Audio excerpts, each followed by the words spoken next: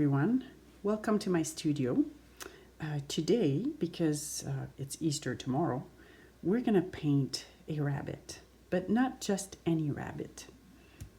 Isn't he just wonderful? This little guy was created by my friend Connie. That's Geerts. She's a wonderful artist. I printed it in black and white. And we're going to use it as an inspiration. We have her permission. So we're going to sketch him and we're going to paint him in colors that we choose. Connie is also a wonderful sculptor. She does glass and resin sculptures. And she does have these little rabbit in her sculptures. They're just lovely. I would go check out her website. But let's get started. So you're going to need a pencil, of course. I've chosen a very fat pencil, a 4B. You're going to want something lighter. 4B is pretty dark, and you don't want to be stuck with really dark lines. I chose that so you can see your lines from home, my lines from home. And I have a really nice palette to start with, but still fairly simple. I'm going to mix as I go. So white, cadmium yellow, cadmium red, crimson red, because our bunny's going to be pink, and I want to show you the two different pinks. Turquoise and green, potentially for the background and highlights, and a little sienna just to give it a little bit of texture here and there. So we're going to start with our sketch. Whoop, it's a little hard to hold. I'm going to hold him this way so you can see him. So I'm going to start with the basic shape, and I'm going to put it on this paper. So this is a sheet of 8.5 by 11. I kept alongside the 11, which is this side, and then I cut it 7 inches wide. You cut it any way you want. Right now I'm a little larger than she is on this image, but it doesn't really matter. So I'm gonna draw the main body. He's just so darn cute, isn't he? So I'm looking at this and I'm feeling like I'm a little, well, that's pretty good. You don't want to be too high. You need lots of room for the ears and the head. He's pretty tall, lanky, skinny little dude.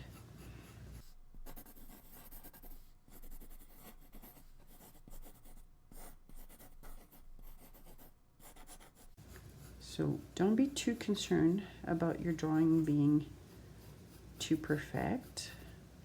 I know I tell you this all the time, but perfection's overrated.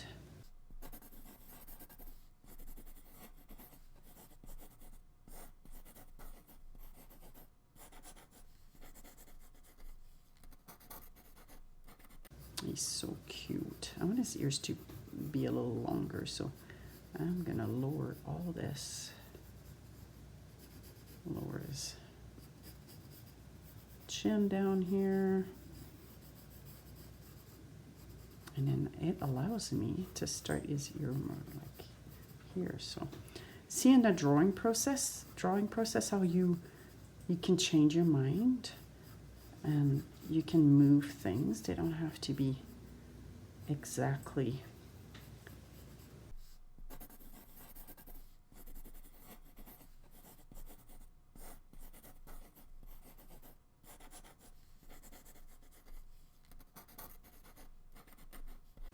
okay, that's enough for me to go on.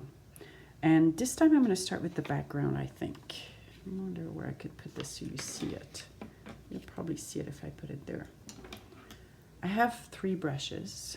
I have a thin brush for little details. I have 2 square brushes or flat brushes. This one's about 1/2 inch, maybe a little bigger. Actually, this one's probably about 1/2 inch, but you get what I'm saying. A bigger and a smaller flat brush. I want to start with the bigger one. So my bunny is going to be pink. So I'm feeling like a greenish background is not a bad idea. That's what Connie did in hers. But of course, ours is going to be a little bit different. So we're just going to go for it. I'm following the line around my bunny. So I'm bringing the white into the green. Now at home, my green is very yellow and, turns really light with the white into it. At home, you can make a green like that by mixing yellow and with a dab of green or blue that you already have at home. It doesn't have to be exactly the same. But I do like the Eastery feel of this green. It's very spring.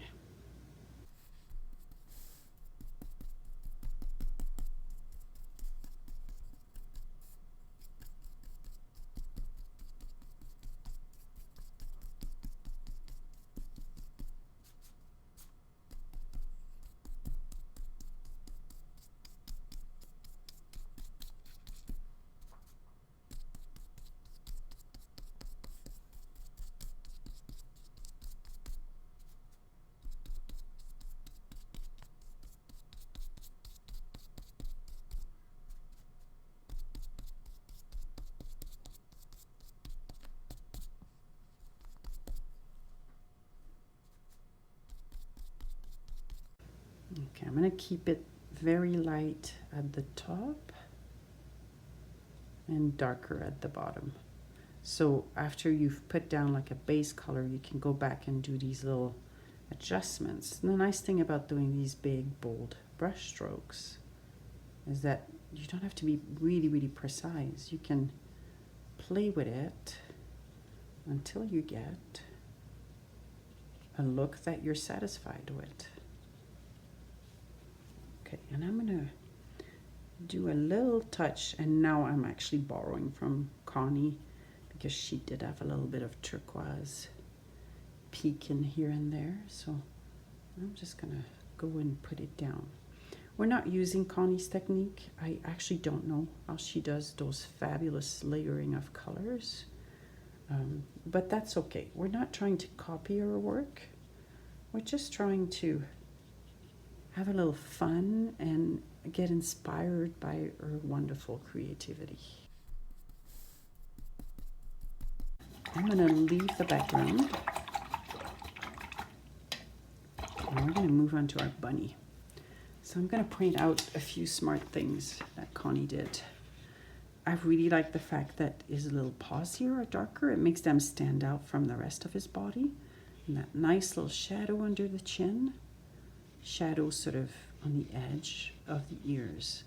And the fact that this whole area is darker than the bottom, it provides a nice contrast, and it makes him feel light. Makes him feel like he could just leap off the page and jump.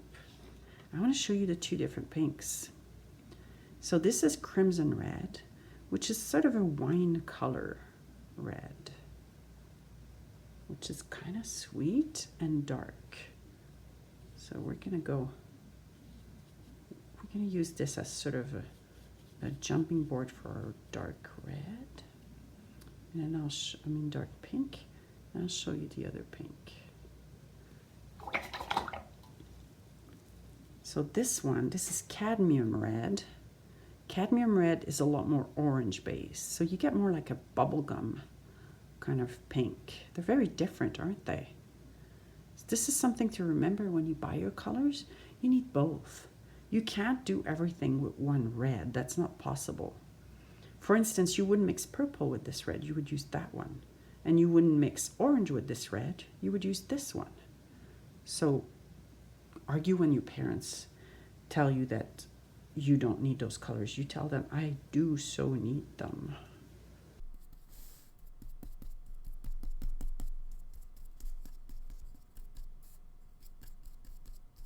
So I'm just establishing kind of a base. And once I've got a base of color in there, I'm going to come back and give it a bit more life. But right now we're just gently moving our way. I'm leaving my lines. You see how I'm leaving my drawing lines? Because I don't want to lose them just yet. I feel like I'm a little early in the process to be losing those lines.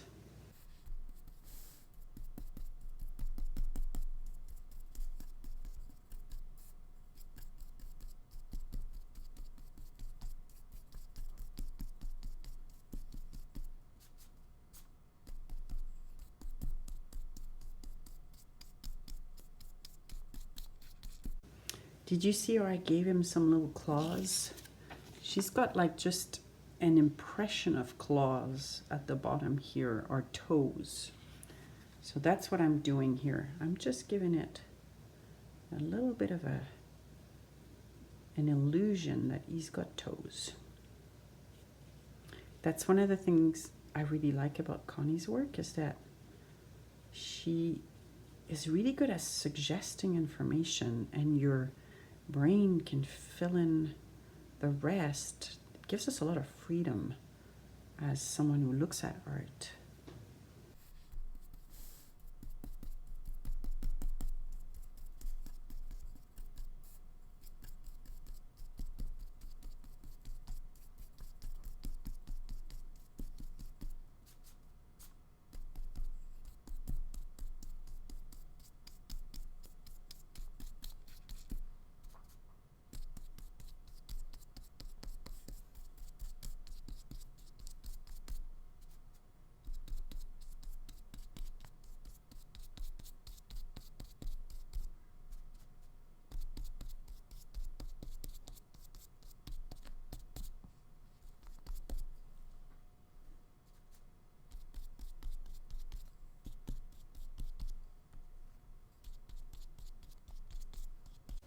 Need to add a little cheek here. I feel like he's not cheeky enough.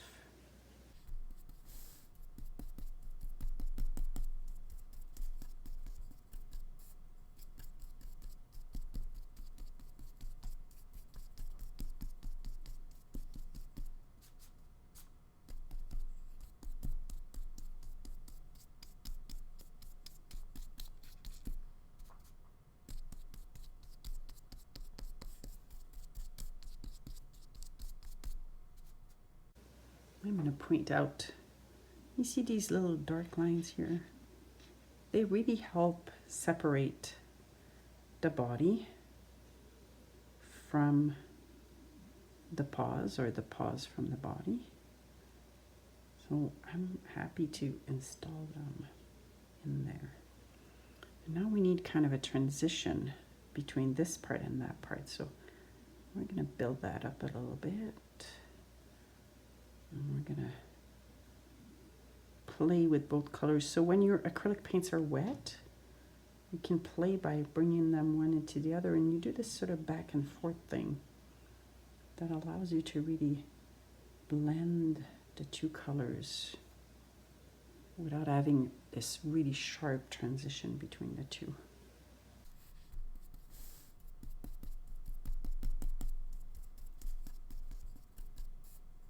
I'm going to make his paws a little longer. I feel like somehow they shrunk. So I'm just going to make them. So that's the thing with painting, is you start and then you think you've got it right. And then you look at it later and you think, oh, that wasn't quite right. I really need to fix this. And that's okay. There's absolutely nothing wrong with fixing as you go.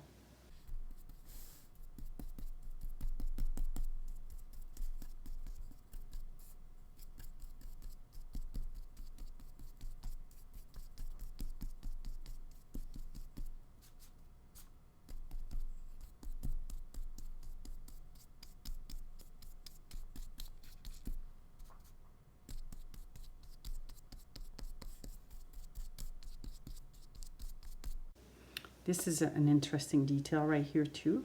It makes you feel like his body is folding at this point, or maybe this is his lower leg that starts right here. But either way, no matter what it suggests, it's a really nice little piece of information.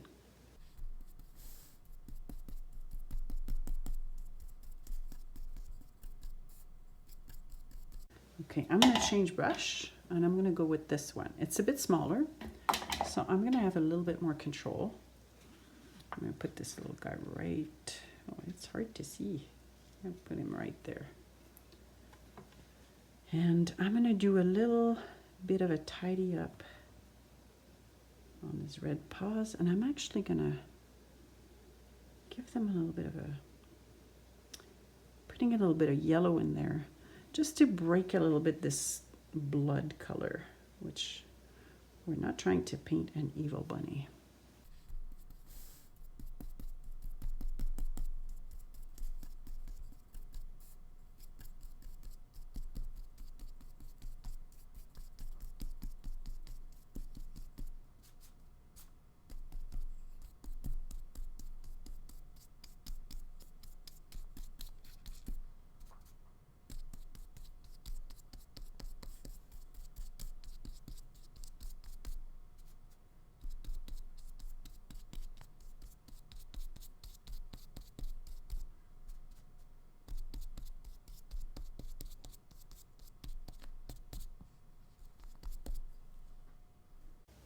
I'm going to put down his pretty little highlights here. The one just under his mouth. And then just under his nose. Oh, he's a cutie. I'm going to do the same with around the eyes.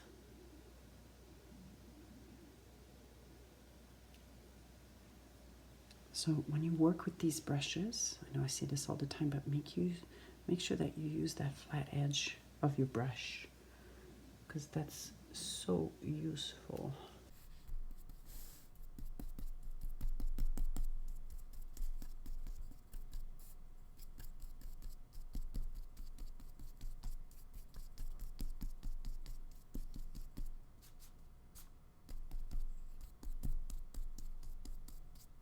Okay, I'm going to change brush again. I'm going to use this little brush, and I'm going to do his eyes. Now you saw in my palette, I don't actually have any black, so I'm going to make do. I rarely use black. I feel like it's a bit of a dead color. So I'm going to make do and make myself a color that will feel like black.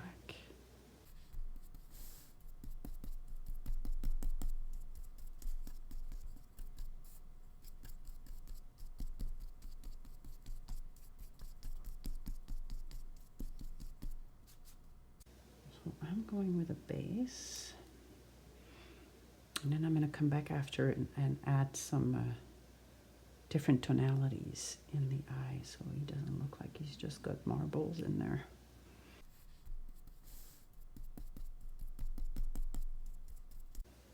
I'm going to do that right now before it dries. And I'm going to wake it up a little bit.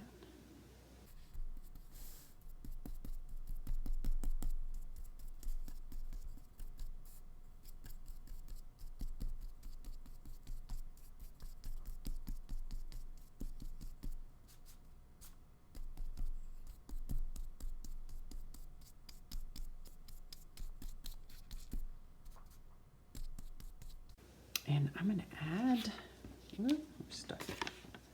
I don't know if you see, but she's got a suggestion of eyelashes here. Whoop, I held up too. A little suggestion of eyelashes right here. So we're going to add those at the same time as we're going to do the mouth. It just gives him a little bit more personality, doesn't it? Well, all of a sudden, with eyelashes and being pink, he looks like a girl bunny.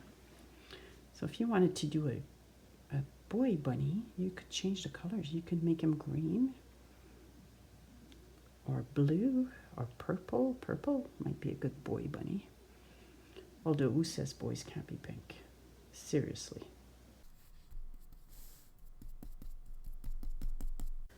And I'm going to go back in those little highlights here. Just want them to be a smidge stronger.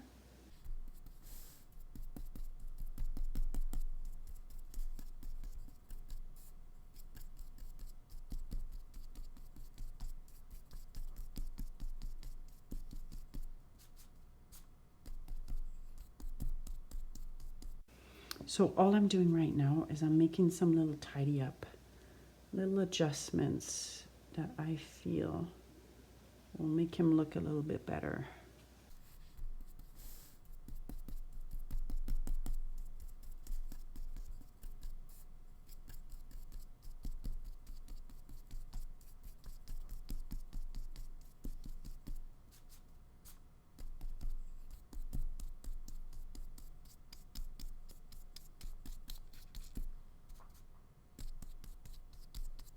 I think our little bunny is done.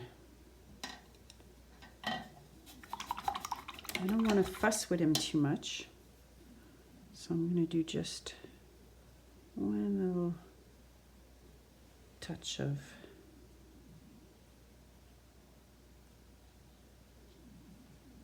and this is directly inspired by the way Connie works. She does those little touches of color here and there that are just so pleasing. I'm not doing as good a job as she is, but let's just pretend I am.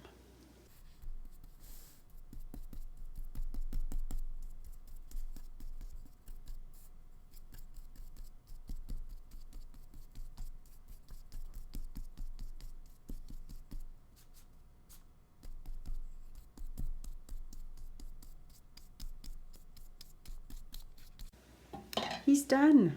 Our Easter bunny. We're gonna let him dry and take the tape off. Our little Easter bunny's dry.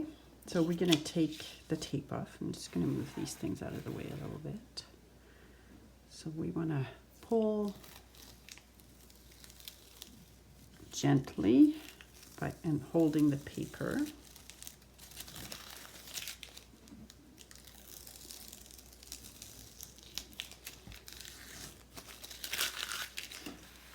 Okay, there's our guy.